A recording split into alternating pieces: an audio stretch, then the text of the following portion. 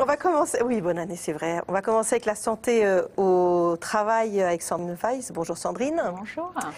Alors, on peut depuis 2009 avoir une activité professionnelle rémunérée tout en conservant l'intégralité de sa retraite. On appelle ça le cumul emploi-retraite. Et vous allez nous décrire le profil de ces retraités qui travaillent et des conséquences évidemment sur leur santé. D'abord, est-ce qu'on sait combien de personnes sont concernées parmi les 15 millions de retraités que compte notre pays ? Cela représente 7% des retraités d'après la dernière enquête de l'INSEE de 2012 et c'est un chiffre qui est en constante progression. Alors, qu'est-ce qui fait qu'ils se mettent à travailler, ces gens-là? Alors, pour un retraité sur deux qui retravaille, la motivation est financière. Aujourd'hui, je le rappelle, l'âge de la retraite dans le régime général en France est de 62 ans. C'est jeune par rapport à nos voisins européens. Et parallèlement, la durée de vie en bonne santé s'allonge. Donc, les retraités ont une aspiration à un certain niveau de vie, des besoins en loisirs.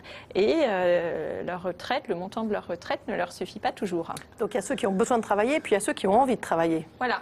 Alors pour près de dans un cas sur deux, ce qui est beaucoup effectivement, la motivation est psychologique. Ces retraités appréhendent le moment où ils vont s'arrêter de travailler, ils sont épanouis dans leur travail, ils apprécient d'avoir un réseau, donc ils reculent le plus possible cette rupture.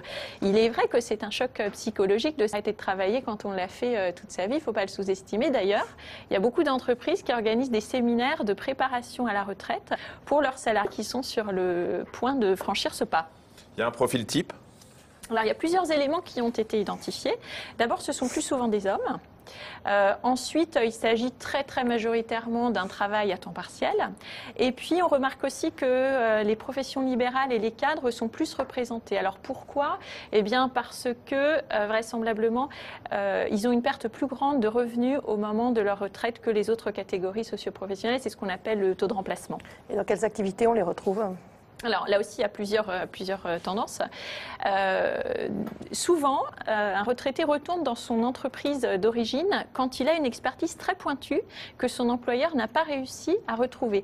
Ça peut concerner des ouvriers spécialisés qui ont une connaissance très bonne d'une machine complexe à utiliser, donc qui retournent chez leur employeur. Il y a aussi tout simplement les professions libérales et les commerçants qui, tout en percevant leur retraite, continuent leur ancienne activité.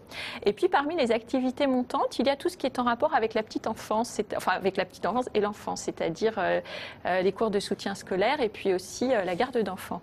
Alors, j'en profite pour signaler qu'il existe aujourd'hui des sites d'emploi spécialisés pour les retraités. Alors, moi, je suis à la retraite dans 3 ans, je le dis. C'est honnête? Ouais. Vous le dites maintenant, là? Bah ouais. Vous l'avez comme ça? Bah ouais. Ah, ça va faire un choc. Mais Spectateurs. j'ai envie de continuer. Je vous l'annonce aussi. Merci.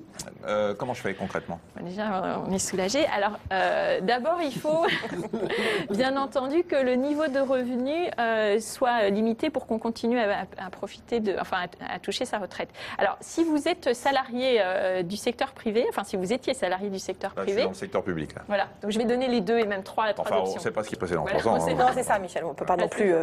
Alors, pour les salariés du secteur privé, il faut se renseigner sur les modalités auprès de la Caisse nationale d'allocation vieillesse. Et on va voir le site s'afficher, c'est www.l'assurance-retraite.fr.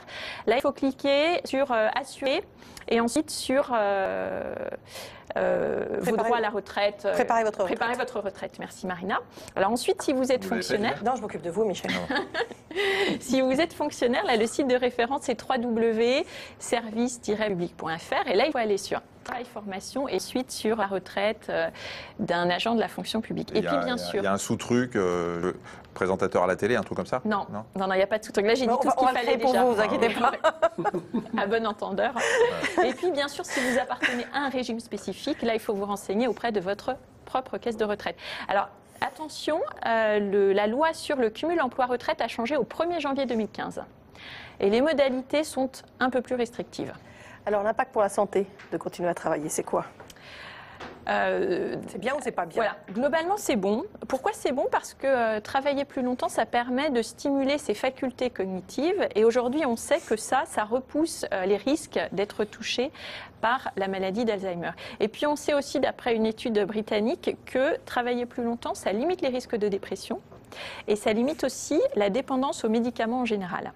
Mais ça peut avoir un petit côté mauvais pour la santé. Voilà, il y a aussi un côté mauvais. Il ne faut pas oublier quand même que pour une grande majorité des gens, travailler c'est fatigant, contraignant, répétitif. Et dans ces cas-là, évidemment, il n'y a pas d'impact positif sur la santé, au contraire. D'ailleurs, aujourd'hui, il y a tout un débat sur la pénibilité du travail et ses effets négatifs sur la santé. Par exemple, si vous êtes un homme ou une femme de ménage et que vous avez plus de 62 ans, bien évidemment, les risques de troubles musculo-squelettiques sont accrus.